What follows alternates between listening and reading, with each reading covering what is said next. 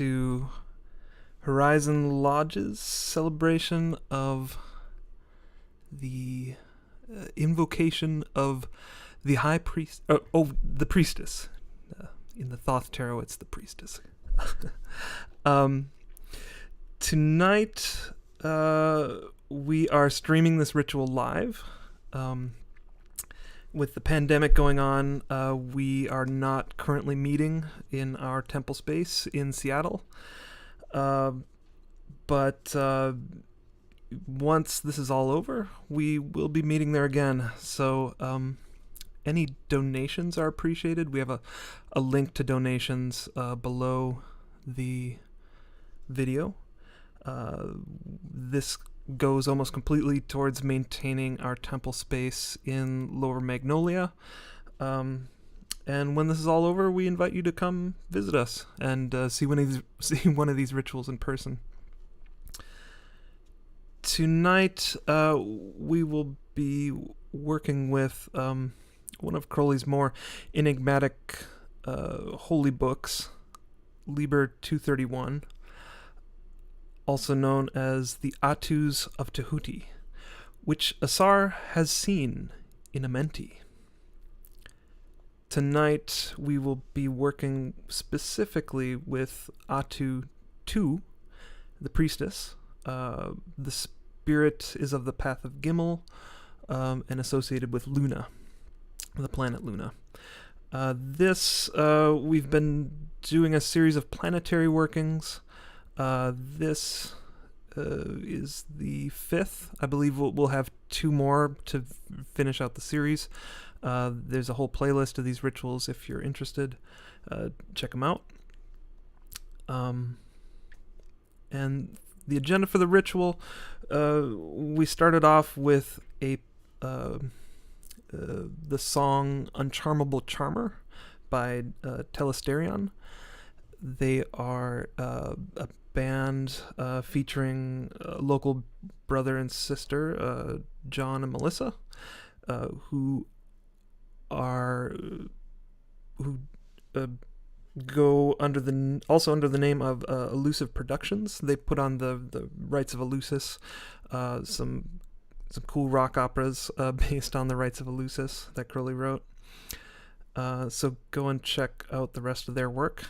That in particular was a song based on Crowley's poem Pan to Artemis, featured in The Rite of Luna. We also, tonight, we have readings pre-recorded, just because we're all social distancing, of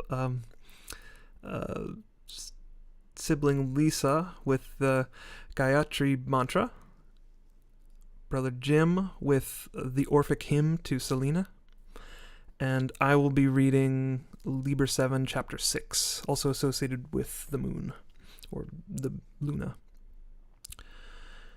After that, we will feature the invocation proper, which will consist of drumming and chanting. So the chanting will start off slow and increase in speed. So I encourage you to chant along with that chanting while staring at the sigil. That'll go on for the 3 rounds. The first round will be about 10 minutes, after which we will go into scrying. And scrying, for those of you who aren't familiar, we do have a YouTube video that explores the theory and practice of scrying. We'll link to that video at this point in this video.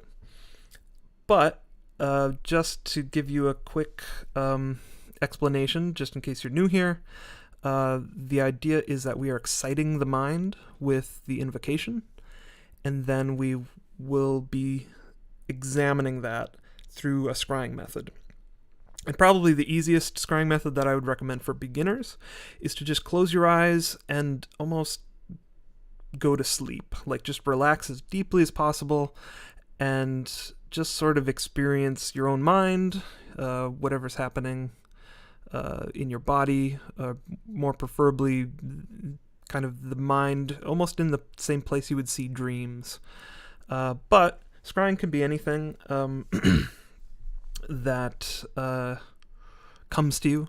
So whether it be as something as simple as just ideas that you wouldn't normally have, almost like a brainstorming session, or whether they be as intense as like an actual vision and auditory components.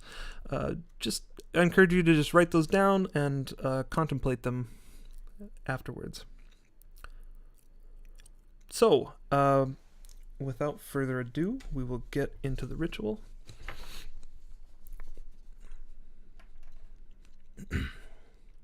And I'm going to start us off with some readings from various Thelemic texts.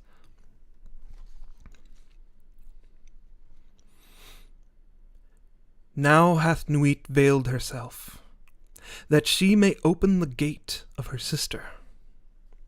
See here, ATU II, the Priestess of the Silver Star. The card refers to the moon. The moon is universal, and goes from the highest to the lowest. In this early trump, the concern is with nature above the abyss.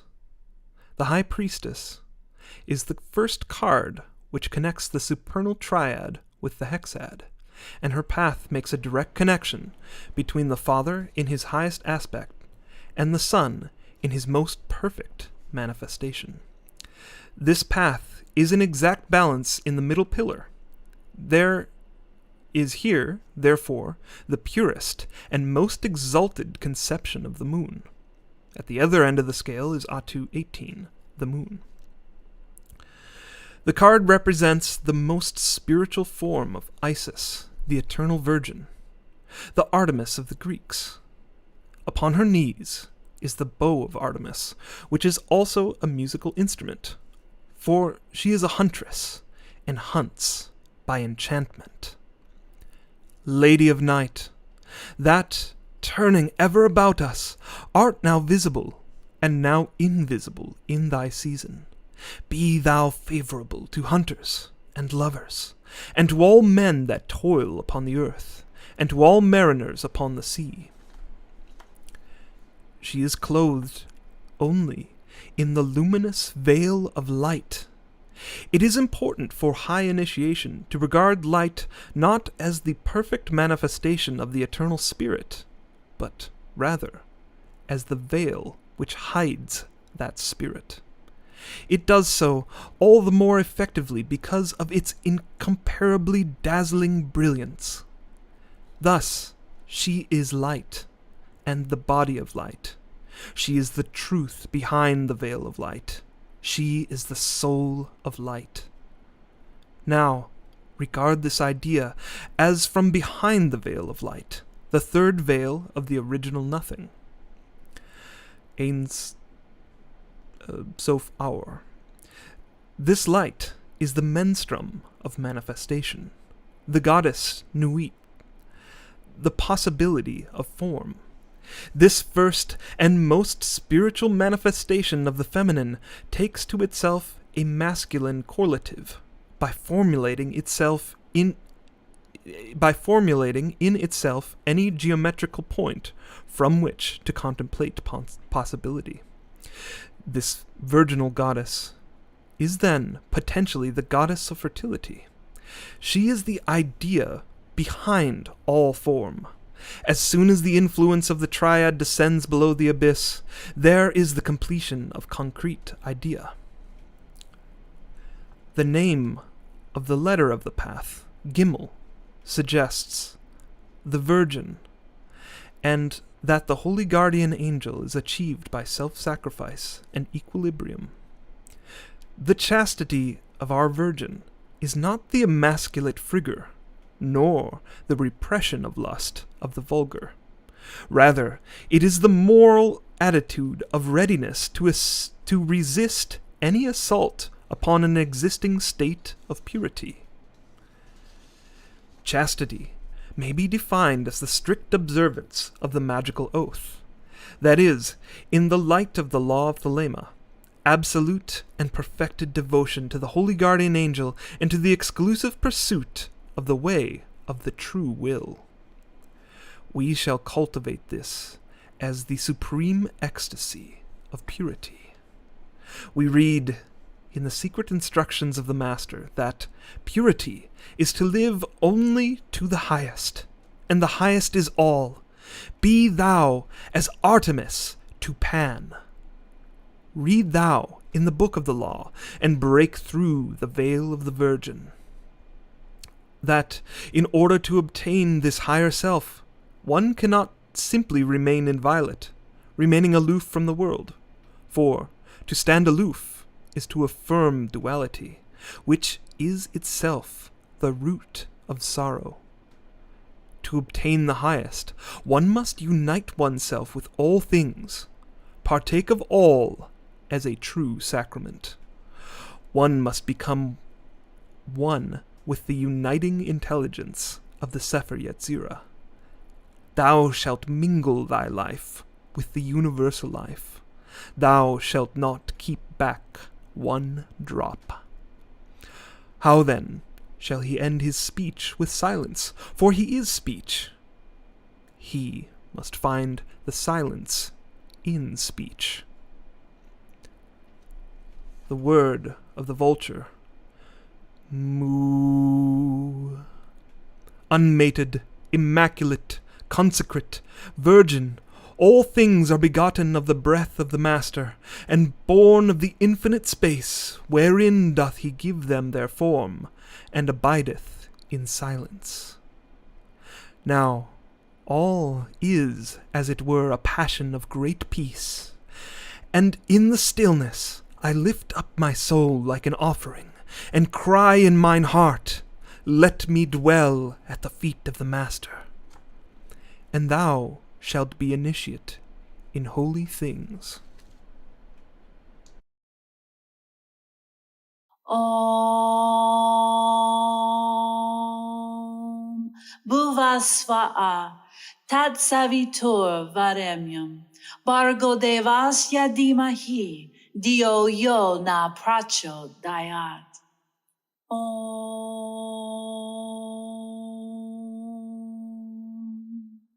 Let us meditate aright on that adorable one light, divine Savitri, so may she illume our minds, so mote it be. Om. Let us meditate aright on that adorable one light, divine Savitri, so may she illume our minds, so mote it be. Om. Let us meditate aright on that adorable one light, divine Savitri, so may she illume our minds, so mote it be. Om. Let us meditate aright on that adorable one light, divine Savitri, so may she illume our minds, so mote it be. Om. Let us meditate aright on that adorable one light, divine Savitri, so may she illume our minds, so mote it be. Om.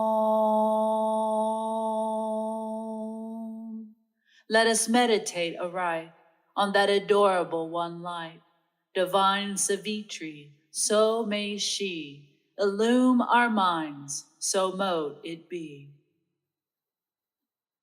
Om.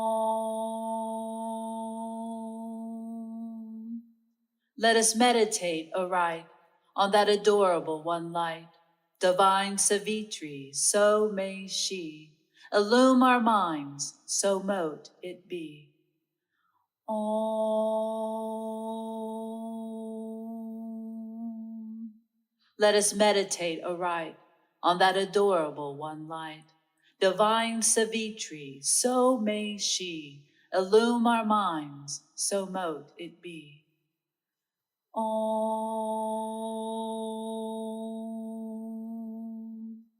Let us meditate aright on that adorable one light, Divine Savitri, so may she illume our minds, so mote it be.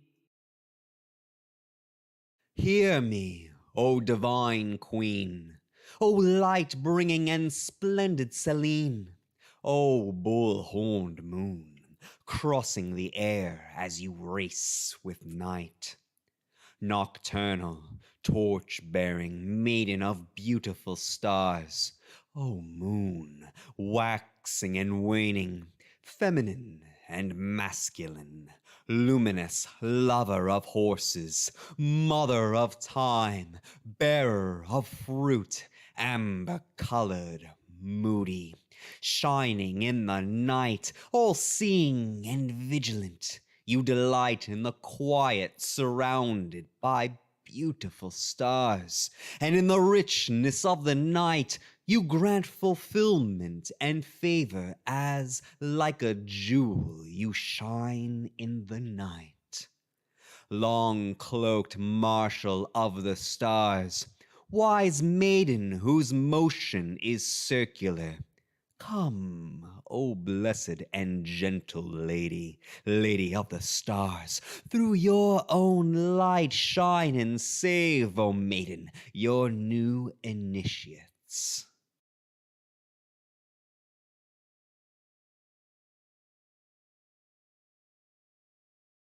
Thou wast a priestess, O my God, among the Druids, and we knew the powers of the oak. We made us a temple of stones in the shape of the universe, even as thou didst wear openly, and I concealed. There we performed many wonderful things by midnight. By the waning moon did we work. Over the plain came the atrocious cry of wolves. We answered. We hunted with the pack. We came even unto the new chapel, and thou didst bear away the Holy Grail beneath thy druid vestments. Secretly and by stealth did we drink of the informing sacrament. Then a terrible disease seized upon the folk of the grey land, and we rejoiced. O my God, disguise thy glory, come as a thief, and let us steal away the sacraments. In our groves, in our cloister cells, in our honeycomb of happiness, let us drink, let us drink. It is the wine that tinges everything with the true tincture of infallible gold. There are deep secrets in these songs. It is not enough to hear the bird. To enjoy song, he must be the bird.